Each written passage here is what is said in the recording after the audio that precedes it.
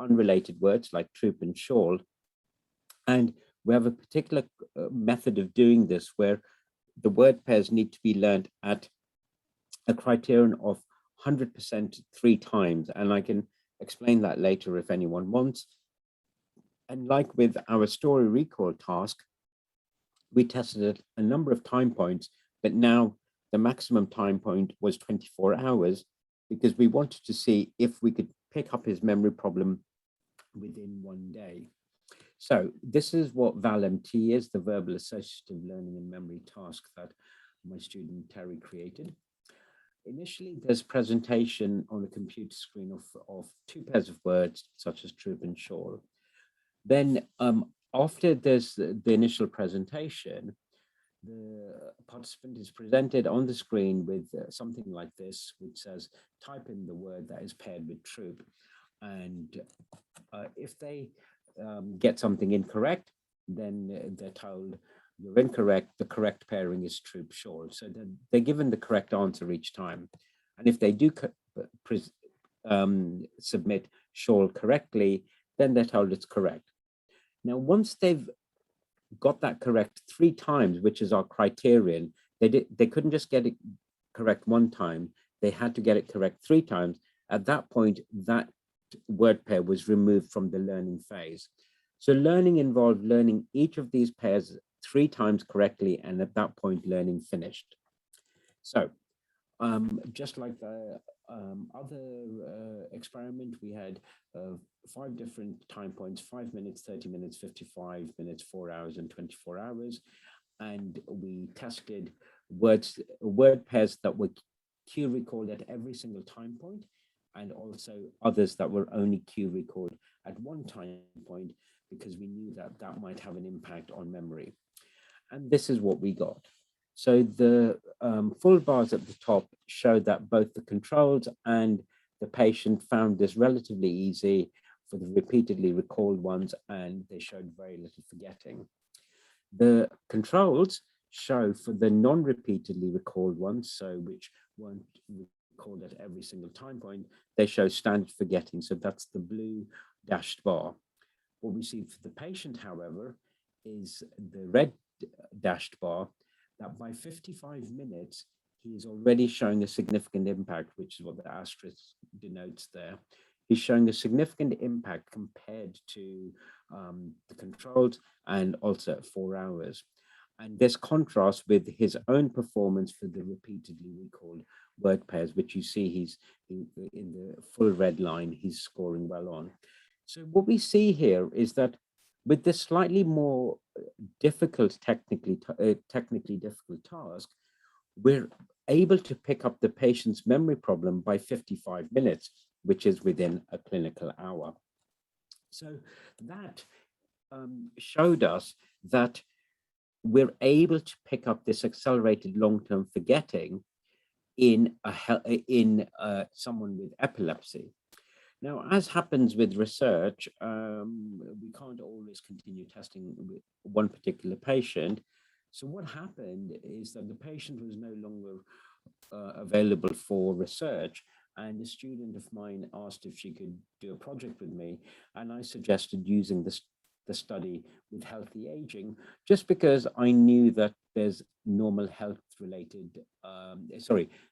age-related memory loss, that my mother has got a memory deficit just because she's an older person. It's what you expect. So we wanted to explore this. Now, the reasons for this is because of what's happening in the world. There's growing understanding that healthy elderly individuals experience some sort of normal age-related cognitive decline. And could that present a pattern of this accelerated forgetting?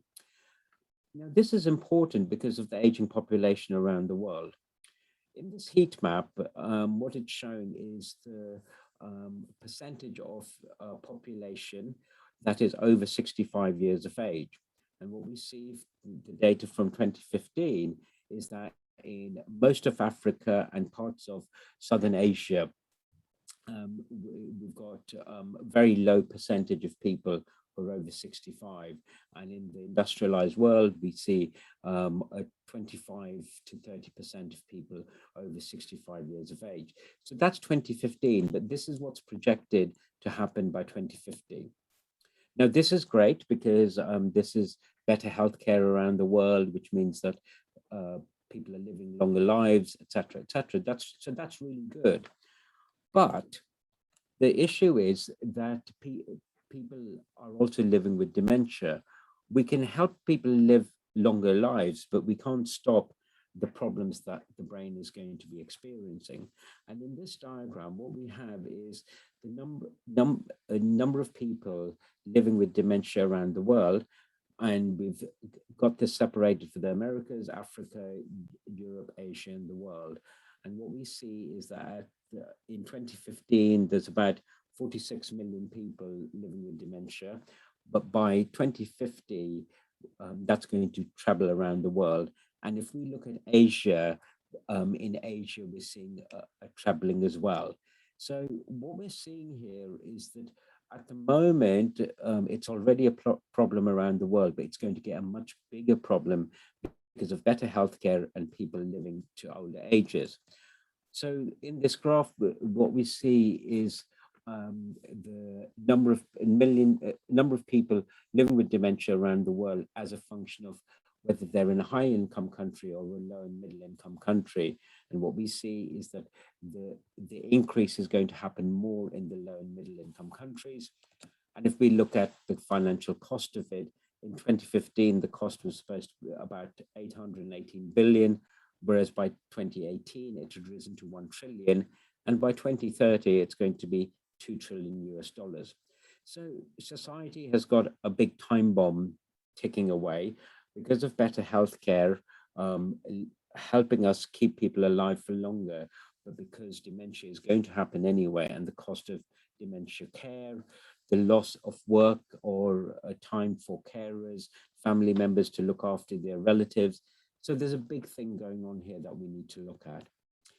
Now, meta-analyses has shown that subjective cognitive impairment, or SCI, is present in about 17% of elderly people who don't have any diagnosis of a cognitive deficit.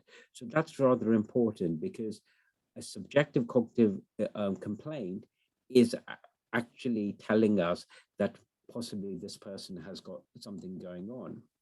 Now, older adults with SCI are twice as likely to develop dementia within the next 5 years than those without subjective cognitive impairment. So when someone complains of memory problems subjectively, there is a decent likelihood that they might develop dementia at some point.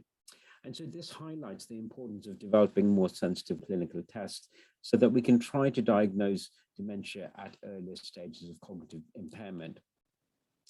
So this led me to study 3, in which we used VAL-MT to assess healthy age-related memory loss. And because my student was Romanian and she wanted to collect data back home in Romania, we translated the task into Romanian, and we tested 43 people in their 20s and 26 people over 60 in a university town called Cluj-Napoca. Looking at how quickly people learn things, this is rather important because it becomes an important variable in a moment. What we see is that although everyone has to learn to the same criterion of 3 times getting troop and shawl and the other ones correct, elderly people tend to take much longer to learn than younger people. Also, if you look at the number of trials that they take, elderly people also take longer. So effectively what we've got here is already evidence that elderly people find it more difficult just to learn these word pairs. Now, looking at their memory, what we see is this. At the 3 time intervals that we looked at, 5 minutes, 30 minutes, and 55 minutes, we've got our young people in blue and our elderly people in red. And what we find is that the young people show a steady decline and the older people show decline as well. And there's a significant difference between the young people and the elderly people. Now, this isn't unexpected. We would have expected the older people to do more poorly. But this is where lovely eyeballing of data comes in, because my student noticed that there was a big variability within our elderly population. She said that some of the elderly people seemed to be perform very much like young people and showed very little forgetting, whilst others were showing catastrophic forgetting, very similar to my patient that I presented in the first two studies. So she noticed a huge variability. So at this point, we looked at the number of learning trials for the elderly group. Now, what we saw here, so this is just how many people took 40 trials, 50 trials, 60 trials, etc., to learn. And what we have there is a bimodal distribution. We've got some people on the left-hand side who are learning the task very quickly, and some people on the right-hand side who are taking much longer to learn. So what we did then was that we did a median split where we separated out our fast learners from our slow learners. So importantly here, we're only looking at the elderly group, and we're trying to see whether how quickly they learned my task had an impact on their memory later on. And this is what we got. So now, having separated our elderly people, who are all in red here, into those who learned quite rapidly or fast, from those who learned very slowly, we see a dramatic effect. Our fast elderly people, they're performing very similar to young people at both 5 minutes and 30 minutes, and it's only at 55 minutes that they start showing some sort of impairment. Whereas our slow elderly, even at 5 minutes, they're already showing forgetting. They're statistically impaired or significantly impaired compared to both the young people and the age-matched fast elderly. And by 55 minutes, they've shown catastrophic forgetting, and they are performing very similar to my patient. So what we have here is the possibility that our elderly people can, there are two populations going on there, or there might be differences here, where some of these people have already got the starting signs of dementia in terms of how quickly or slowly they learn my task, and the forgetting that they show very rapidly after that. So looking at this study, importantly, our paradigm translates into another language quite easily. And it captures this difference between young and healthy elderly people as well. And the important thing was that we showed that there was a lot of variance in the elderly group, and some showed signs of this accelerated long-term forgetting and catastrophic forgetting, in fact. So the question then becomes, would the healthy elderly who do show signs of accelerated long-term forgetting eventually go on to develop dementia in a few years' time? And that's what we think might be happening. If so, could our paradigm VAL-MT be used as a pre-screening tool for dementia, given that at the moment we don't have very reliable tools for detecting dementia until it's rather progressed? So the aim of the fourth experiment was just to replicate the findings in an English-speaking sample, and secondly, to compare the results against the standard memory test to evaluate the relationship with subjective complaints of memory, since, as you remember, I said that people who complain of subjective problems with memory are twice as likely to develop dementia later on. So in this test, we had 30 young participants who were mainly in their 20s and 30 elderly people who were in their 60s, and they were matched for the WTAR IQ. And as well as VAL-MT, we used the logical memory subscale from the Wechsler memory scale, just like I'd shown you earlier. And we also took subjective ratings of memory using the memory complaint scale. So what we want to do here is to look at whether VAL-MT picks up the difference between young people and old people, as we have before. And now we want to see how do they compare on the Wechsler memory scale, and finally, how does this relate to their subjective memory complaints? So these are the data that we got from the VAL-MT, and so just like in our first study, what we found was that when we separate out the fast learners from the slow learners in the older group, we're getting a differentiation such that the slow learners, they're showing catastrophic forgetting. Now, if we look at their memory complaints, our young people aren't complaining of any memory problems. Our fast older people are not complaining of memory problems, but the ones that on our test we identified as slow learners, they're also the ones who subjectively in their everyday worlds complain of memory problems. So what we think we're seeing here is that our task is picking up something objectively that these people are subjectively complaining of on a day-to-day basis. Now, finally, on the logical memory scale, what we find is that there's no differentiation. So those three lines, for the blue for the young, the red for the fast old, and the dotted for the slow older, they're all overlapping in terms of standard deviations. So if you tested these slow older people on the Wechsler memory scale, on the logical memory scale, subscale rather, you wouldn't see any problem with them. They would perform within normal limits, whereas on VAL-MT, we would be able to pick out a specific problem. So that's the work that we've done so far. And what we'd like to suggest is that maybe our task, VAL-MT, is picking up a preclinical signature of dementia. And if that's the case, then we might be able to put things in place to help the individuals, maybe teach them some memory rehabilitation techniques, etc. So that's what we're doing at the moment to try to solidify our results. So at the moment, what we're doing is trying to replicate our current findings and compare them against other clinical tests. We're continuing to compare the performance of fast and slow elderly on the California Verbal Learning Test, given that it is more difficult than the logical memory scale. So we want to compare like for like. We've translated the task into a number of other languages, and we're collecting data on those languages. We're also investigating using the task in a different arena, which is in chronic traumatic encephalopathy. And this is small repeated head injuries through contact sports. And in America, there's been a big problem where football players are retiring in their late 30s, early 40s, and ending up with very difficult behavioral problems, and some of them ending up with dementia and other disorders.